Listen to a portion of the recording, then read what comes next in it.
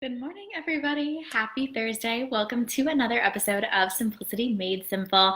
I'm Jessie, and this week I'm talking to you guys about simplifying your meal planning.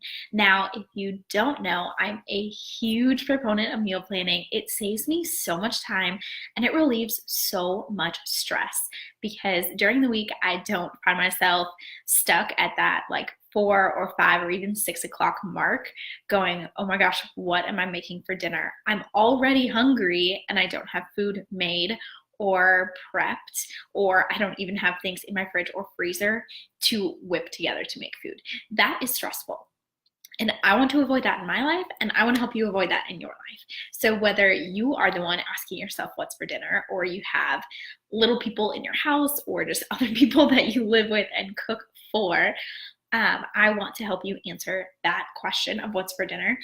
But I don't want the process of having to plan and prep your food to itself be a cause of stress for you. Because I know many people love the idea of meal planning, but the structure behind it or the cultural expectations that are tied to it, the kind of connotations they have with the idea of meal planning, cause them stress and overwhelm. So I want to eliminate that. I want to make this easy for you guys. So the whole idea of meal planning and prepping is to reduce your stress, to save money, to save time in the kitchen, and to be able to spend more time doing what you love while still eating healthfully, whatever that means for you. Maybe it's just whole food meals, things that aren't super processed, things that aren't just freezer meals. It's not swinging through the drive-through. Obviously, those things are convenient and they're options, when you need them to be. But the idea of meal planning is to plan most, if not all, of your meals at home, things that you can make, and they can be very simple. So I want to make that point really clear. You don't have to plan really elaborate meals. You can plan super simple things like a baked potato or salad or tacos or homemade pizza or spaghetti. Like, these things do not have to be difficult to make. So I really want you to understand that. I think a lot of meal planning and prepping guides and instructions and things tend to reference recipes that take more time or more skill, which is great. Some people are there. Those are the kind of things that I tend to like to make. But sometimes you just need those really easy staples. And so don't feel ashamed if that's where you're at, or if that's just what you prefer, or what works best for your family. Do what works for you. And figure out what day is going to work the best for you. What day you meal prep, or meal plan, excuse me. What day you do a kitchen inventory and put together your grocery list. What day you go grocery shopping. I'm talking too fast. And what day you meal prep. Those are going to vary depending on your schedule and your season of life and your living situation and your family status, all kinds of things like that. I typically meal plan on a Tuesday because Monday is a lot of other kind of planning. And so I just reserve a little bit of time on Tuesdays to meal plan. And then I typically go through the things that I have in my house and grocery shop later on Tuesday or on Wednesday and get some meal prepping done that I need to do then. Sometimes I end up doing meal prep and just batch cooking on the weekends. That's what I've been doing a lot lately. And so it can vary. It doesn't have to be the exact same every week, and it definitely doesn't have to look like everyone else's meal planning and prepping. It doesn't have to be meal prep Sunday. I know a lot of people meal prep on Sundays. Sometimes I do, sometimes I don't. It depends on what my schedule looks like. So I want to give you the permission and the freedom to do what works for you, because that's going to make it less stressful. If you don't have expectations that your meal planning and prepping has to look like your neighbor or your friend or this person that you follow on Instagram, then it's going to fit better into your life and you're going to be less stressed about it. So do it in that order. Meal plan. Just look at recipes. These can be from cookbooks. These can be from your own personal recipe index or family recipes that you've gotten. It can be from websites, anything that you want. Just figure out what you want to make, and it might take a little bit of time to get an idea for how much food to make per week based on the number of people in your household and figuring out portion sizes and all kinds of things like that. Most recipes do tell you how many portions they make, but that may or may not be accurate based on your family and how much food you generally consume. Those are estimates. So give yourself a little bit of grace. Recognize that there's a little bit of a learning curve and know that that's okay. It's about progress, not perfection. So just think about what kind of food you want to eat. And you can plan a week at a time. You can plan a month at a time. You can rotate your plans. I think that's something that a lot of people don't consider. You don't have to have a brand new plan every month. You can have like 4 weeks worth of meals and just rotate through them.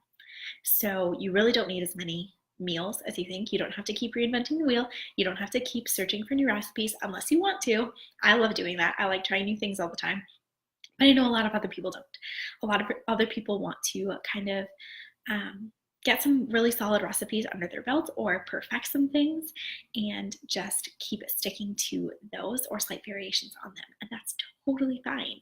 That can actually be really helpful if you have children or picky eaters, because they might come to know and love those things and they don't have to worry about if they're going to eat the food or not. So take that into consideration, kind of rotating through some similar meals instead of stressing yourself out trying to find new recipes all the time, if that is something that you're dealing with. And then do that kitchen inventory. So look at what you have in your fridge, in your freezer, in your pantry, so that when you go to the store, you're not buying things that you already have, but you're also not forgetting things that you thought you had, but you don't actually have. It's just kind of a good baseline when you know what you have in your home before you go to the grocery store. And then you go grocery shopping. You go in with a list, you stick to the list. It helps reduce impulse buying. It helps you stick to your budget, which is great because then it helps you save money and it makes the process go faster. And then you come home and you meal prep.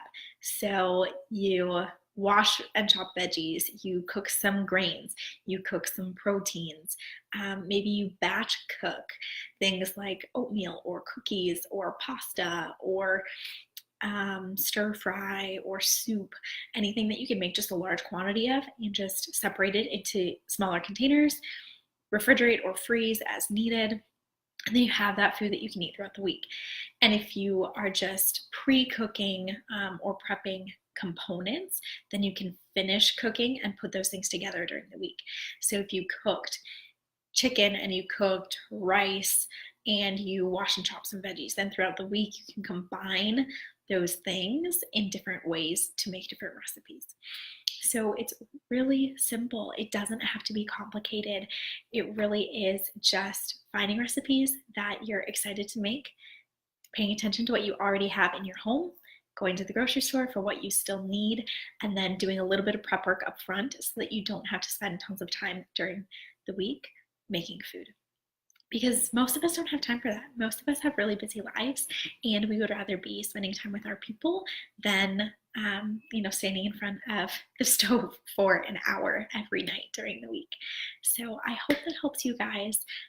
If you want a more detailed approach, I have a full course called Master Your Meal Prep that walks you through each of those steps in greater detail and has a ton of printable resources and links for all of my recommended tools, all kinds of things. It has everything you need to show you exactly how to do this process. So I will put the link for that in the comments. And I also have a free meal planning toolkit that I will give you guys access to that has a few of those printable resources.